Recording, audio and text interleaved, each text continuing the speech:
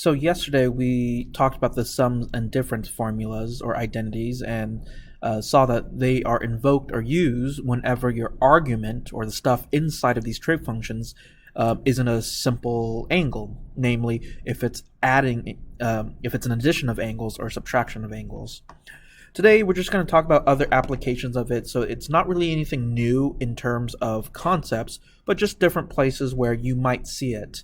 You might see a combination of trig functions and their inverses in calculus, so it's sort of nice to know how to handle those situations. We're going to borrow a concept from Unit 6, the idea of an inverse trig function, right? So we should know, just as in general, that regular trig functions, say for instance sine, they take in angles and they always spit out values. So it stands to reason that an inverse trig function, say inverse sine, will take in values or numbers and spit out angles. In other words, whatever you put inside of a inverse trig function, I'm just using sine for an example, it could be anything, it will always spit out an angle. But what's so special about that angle is that in this particular instance, if I take the sine of that angle, I should get the original thing I put out, or put into the inverse trig function. Now there are restrictions. You have to remember that the domain of inverse sine is between -1 and 1, but we'll handle that when the time comes. So you have to sort of remember, think of angles whenever you see an inverse trig function. So a lot of the things that you see today will be similar to what you did yesterday, but it's just in disguise. So for example, you might be asked to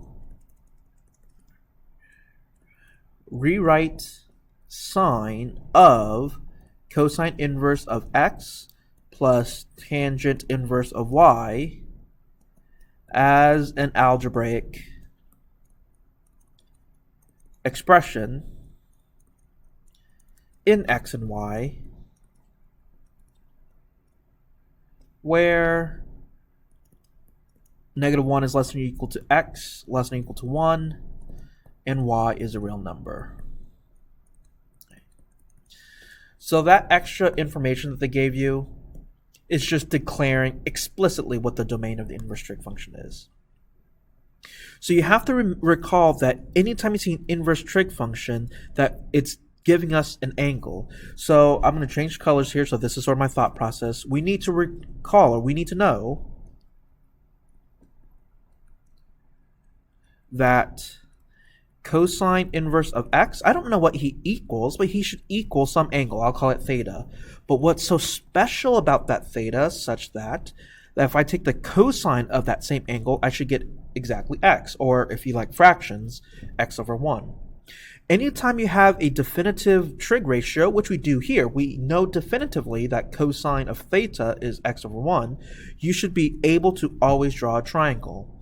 Now, cosine being adjacent over hypotenuse, I know that the adjacent of this triangle is x and the hypotenuse is 1.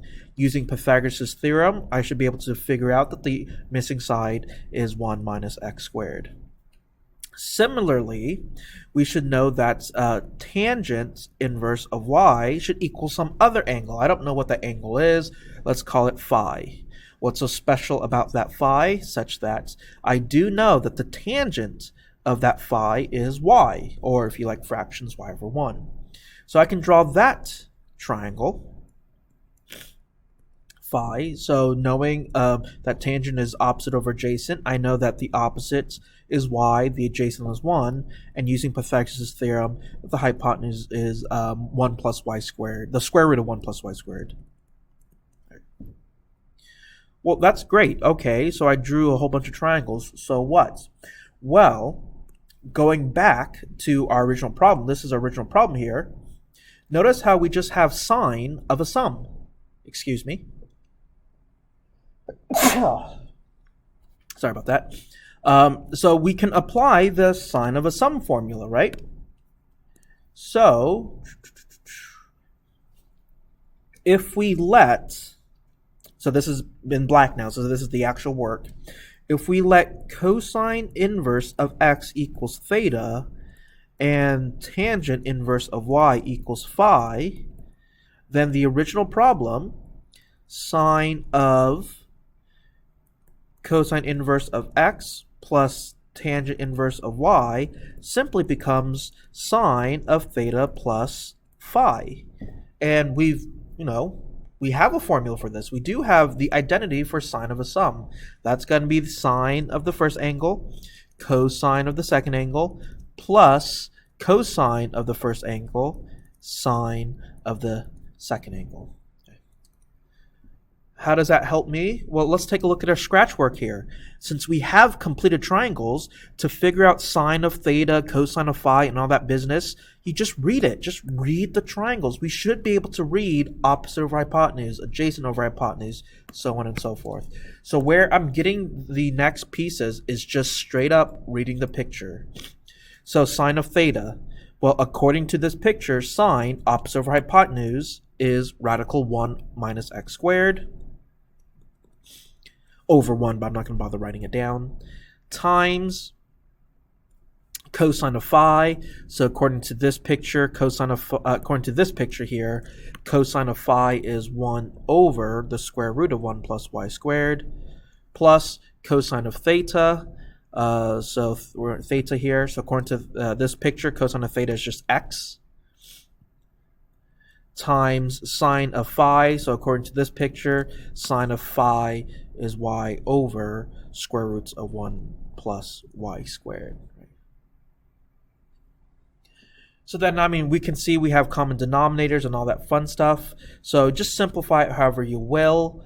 So we have we have square roots of 1 minus x squared plus xy all over the square roots of 1 plus y squared. And there's really not much you can do with that. I suppose if you wanted to, you could factor out the denominator, 1 over the square root of 1 plus y squared times the square root of 1 minus x squared plus xy. I'm not sure why you would want to do that, but there really is no other way you can simplify. So if you give me this, that's perfectly fine. I think the textbook does this so. So as long as it's mathematically equivalent and it answers the question, you are good to go. So we got to remember back from Unit 6 that inverse trig functions are nothing more than angles in disguise.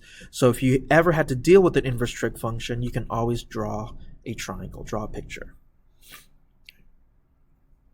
The second thing we need to remember from Unit 6 is that I could actually give you values. They don't have to be x's. I could give you actual trig ratios that contain non-unit circle angles. So for example, I could ask you to evaluate sine of theta plus phi given that sine of theta is 12/13 with theta being in quadrant 2,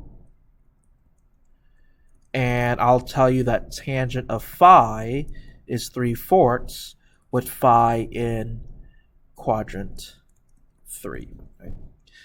So this type of problem is basically Unit 6 all over again, except it's just bigger. You got more work to do. So if you were a master at Unit 6, this should be a cakewalk. So let's start at the beginning. It asks us to do sine of theta plus phi, which is sine of a sum, so we have an identity for that. That's sine of the first guy, cosine of the second guy, plus cosine of the first guy, sine of the second guy. But I need numbers, right? Well, fortunately, again, if they give you actual trig ratios, you can always draw a triangle. So I'm going to switch colors here. This is sort of my scratch work. So let's draw the theta first. So according to the information, I know sine, opposite of hypotenuse, is 12/13, right? So 12/13, I can use Pythagoras' theorem to figure out the missing side. That's going to give me a 5. Let's go ahead and do the phi angle. So they told me that tangent is 3/4. So opposite over adjacent is 3, 4. And then Pythagoras' theorem lets me know that this guy's 5. So let's go ahead and, now that we have a complete triangle, we can just fill in this identity with the actual ratios. So sine of theta, according to this picture here, is 12 over 13. But we always have to remember the quadrants that we're in. So please, please, please, it is imperative that we remember the quadrants. So since theta is in quadrant 2, sine is positive, I'll keep this as positive 12 over 13. Next comes cosine of phi. So from this picture, I can see that cosine is 4/5. But since phi is in quadrant 3, I should know that cosine is negative in quadrant 3. Plus, next is cosine of theta. So here we go, using this picture, cosine of theta is 5/13.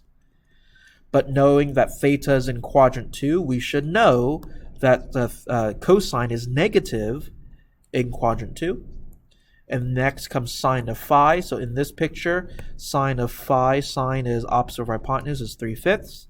And then since I know that I am in quadrant 3, we should know that sine is negative in quadrant 3. So just be mindful of your positives and negatives. So you just go ahead and do math. Multiply straight across, combine, they're going to have the same denominator, so you just go ahead and add them up, and you're going to get negative 33 over 65. Right? So the second half of 7.2 is just basically applying these identities to the problems that we saw in Unit 6. So that's it. Good luck.